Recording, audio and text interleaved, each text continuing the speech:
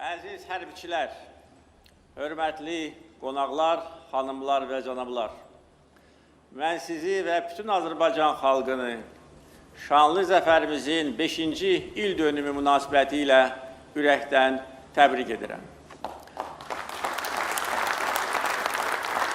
Mənim dəvətimi qəbul edən qardaş ölkələrin rəhbərlərini, nümayəndə heyətlərini səmimiyyətlə salamlayıram. Bugün bizim paradda əziz qardaşım Türkiyə Cumhuriyyətinin Cumhurbaşqanı hörmətli Rəcəb Tayyip Erdoğan iştirak edir. Əziz qardaşım 2-ci Qarabağ müharibəsinin ilk saatlarından başlayaraq Azərbaycana, Azərbaycan xalqına, Azərbaycan ordusuna öz dəstəyini göstərirdi. Onun bizə verdiyi siyasi və mənəvi dəstək bizə əlavə güc verirdi, bizi ruhlandırırdı. Qardaş Türkiyə xalqı, hörmətli Prezident Erdoğan'ın liderliyi ilə Azərbaycana müntəzəm olaraq dəstək göstərmişdir. Müharibə zamanı Azərbaycan tək deyil, Türkiyə Azərbaycanın yanındadır deməsi bütün dünyaya çox ciddi mesaj idi. Azərbaycan xalqı bu qardaş dəstəyini heç vaxt unutmayacaq. Müharibədən və şanlı zəfərimizdən bir il sonra tarixi Şuşa şəhərində Türkiyə və Azərbaycan prezidentləri Şuşa bəyannaməsini imzalayaraq bizim əlaqələrimizi ən yüksək zirvəyə, müttəfiqlik səviyyəsinə qaldırmışlar. Və bugün bizim hərbi paradda Türkiyə hərbçilərinin iştirakı bizim birliyimizin növbəti təzahürüdür. 5 il bundan əvvəl Zəfər paradında da əziz qardaşım Rəcəb Tayyip Erdoğan bizimlə bərabər idi. Bugün isə bizimlə bərabər digər əziz qardaşım iştirak edir. Qardaş Pakistan Baş naziri Məhəmməd Şahbaz Şərif bizim qonağımızdır. Pakistan dövləti və xalqı 44 günlük vətən müharibəsi zamanı Azərbaycana dəstək və həmrəylik göstərmişdir. Və bugün ilk dəfə olaraq Azadlıq meydanında Pakistan hərbiçiləri də bizimlə bərabər iştirak edirlər.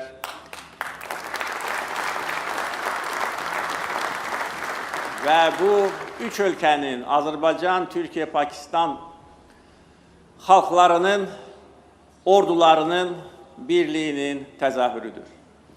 Dost ölkələrdən gəlmiş bütün qonaqları salamlayıram və onların bizimlə bərabər bugün olmaları bir daha bizim birliyimizi, həmrəyliyimizi, qarşılıqlı dəstəyi əyani şəkildə göstərir. 90-cı illərin əvvəllərində Ermənistan Azərbaycana apardığı işğalçılıq siyasəti nəticəsində torpaqlarımızın təxminən 20% işğal altına düşmüşdür. 1 milyon Azərbaycan vətəndaşı qaçqın köçkün vəziyyətinə salınmışdır. Xalqımıza qarşı hərbi cinayətlər törədilmişdir. Xocalı soyqırımı törədilmişdir. Etnik təmizləmə siyasəti aparılırdı. Bu bizim iradəmizi sındırmadı. Azərbaycan heç vaxt işğalla barışmaq fikrində deyildi. Biz sülh danışıqlarını apararkən eyni zamanda hər zaman bəyan edirdik ki, əgər bu danışıqlar nəticə verməsə, Azərbaycan istənilən yollarla, o cümlədən hərbi yolla öz tarixi əzəli torpaqlarını azad edəcək. Uzun müddət davam edən danışıqların nəticəsi sıfır olmuşdur. Onun da əsas səbəbi o idi ki, Ermənistan öz xoşu ilə bir qarış torpaq azad etmək fikrində deyildi. Ermənistan arxasında duran bəzi dövlətlər isə onlara siyasi, iqtisadi və hərbi dəstək göstərərək onlarla həmrəy idi. Onların fikri əzəli Qarabağ torpağımızı Azərbaycandan qoparıb Ermənistana birləşdirmək idi. Bizim isə siyasətimiz ərazi bütövlüyümüzü, suverenliyimizi tam bərpa etməkdən ibarət idi. Hələ 2003-cü ildə ilk dəfə Azərbaycan prezidenti vəzifəsinə seçiləndə mən bəyan etmişdim ki, nəyin baxasına olursa olsun biz öz doğma torpaqlarımızı azad edəcəyik. Biz güc topluyurduq və ildən ilə, aydan aya gücümüz artırdı. Biz beynəlxalq arenada öz səsimizi ucalda bildik. Bütün aparıcı beynəlxalq təşkilatlarda ölkəmizin münaqişə ilə bağlı mövqeyi üstünlük təşkil edildi. Bir çox qərar və qətnamələr bizim zəfərimizin hüquqi və siyasi əsasını təşkil edirdi. Biz güclü iqtisadiyyat qurmuşduq və əgər bunu etməsəydik, bizim maliyyə imkanlarımız çox məhdud idi.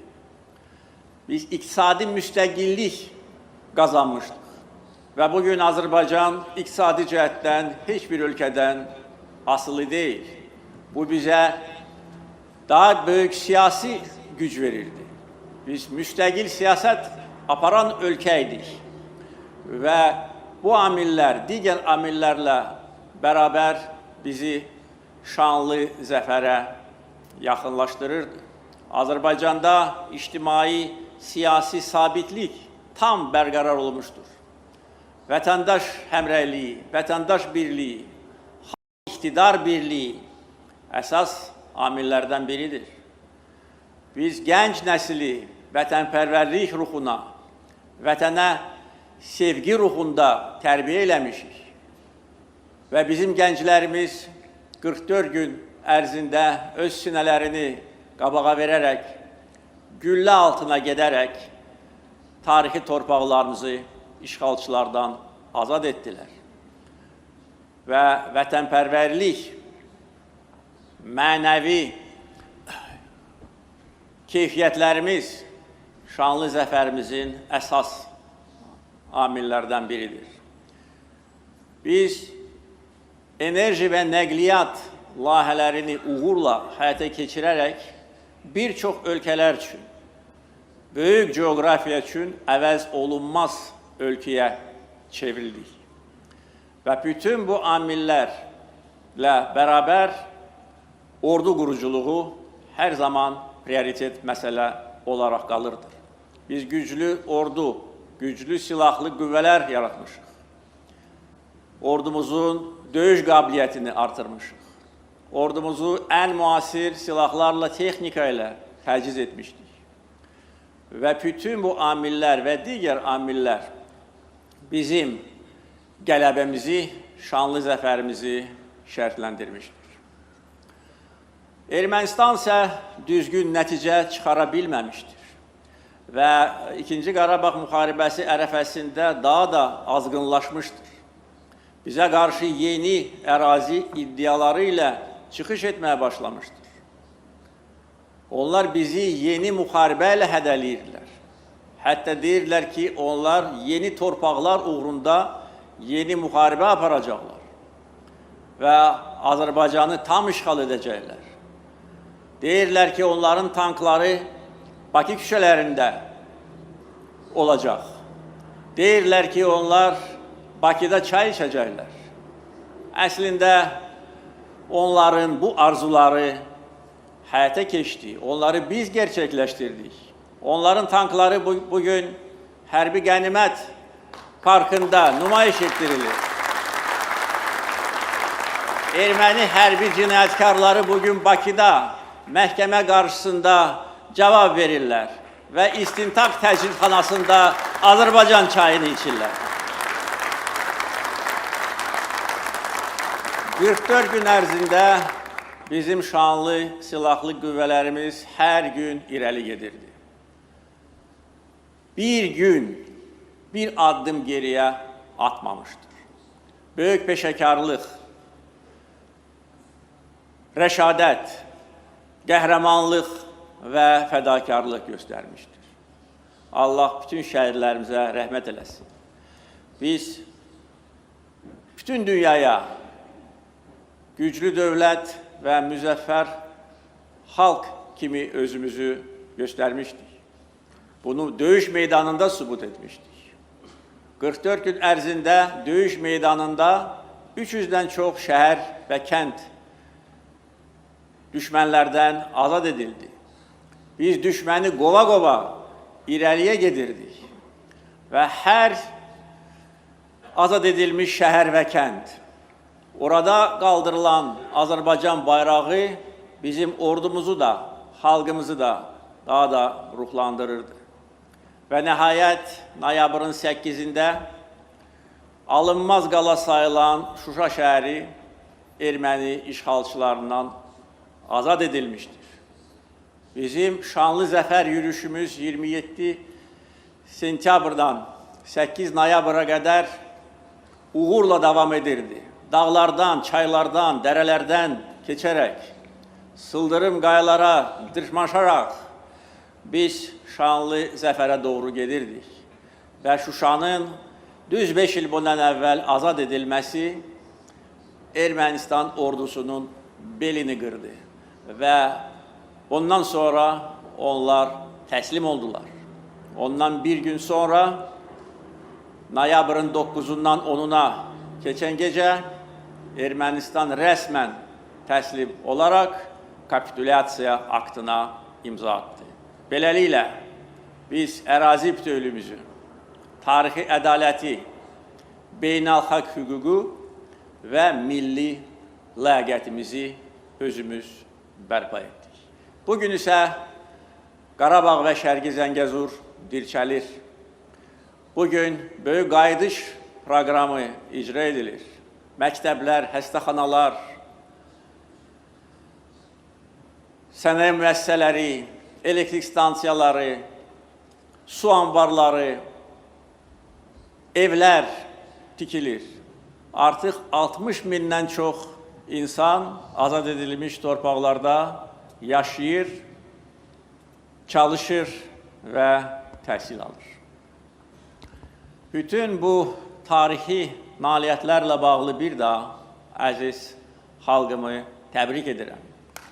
Biz qürur hissi ilə bu 5 ili yaşamışıq və əminəm ki, bundan sonra Azərbaycan xalqı qəhrəman, müzəffər xalq kimi, Azərbaycan dövləti, qalib dövlət kimi əbədi yaşayacaqdır. Biz bu torpaqların sahibləri Qarabağa, Şərqi Zəngəzura qayıtmışıq və bundan sonra bu torpaqlarda əbədi yaşayacağıq. Bu torpaqlarda əbədi Azərbaycan bayrağı dalğalanacaqdır. Mən bütün Azərbaycan xalqını bir daha şanlı zəfərimiz münasibəti ilə ürəkdən təbrik edirəm. Azərbaycan xalqına can sağlığı, yeni uğurlar arzulayıram. Qarabağ Azərbaycandır.